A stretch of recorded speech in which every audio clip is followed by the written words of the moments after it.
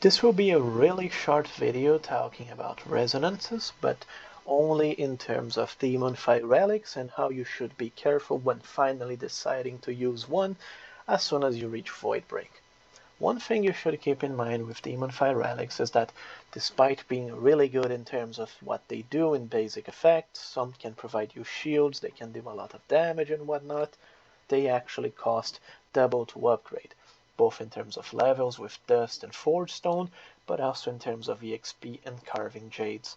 You can see here that in order to reach Epic 0, I need 27 Carving Jades, instead of 14 or 13 if it was actually a normal relic. So this is something very important to keep in mind once you want to start using a Deamonfae relic. Let's say that you just reached Void Break, you have your normal Void Break pieces of gear, you have trigrams, you have seals in your weapon, and you want to use a Deamonfae relic. You want to swap one of your trigrams for a robe, and your current resonance is 70. As soon as you swap your trigram for the robe, you transfer your levels and it will no longer be 70. That robe will be, let's say, 50, because it costs much more to upgrade, and that's how far you can go with that same amount of resources.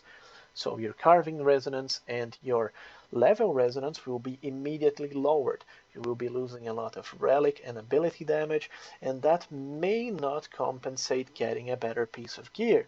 So now you have a flask, which is pretty nice, but you lost ability damage, you lost relic damage, ability damage reduction, and your character may actually be weaker when dueling someone else. So it's not a good idea. What you want to do is have at least level 90 or 95 of resonance once you have a relic. If you can't afford to have a relic and everything at 90 or 95, then you shouldn't be using a Deamonfae relic because you're missing out on too much damage and damage reduction. That's a good baseline to have. And the same thing is worth for having a second relic or a third one.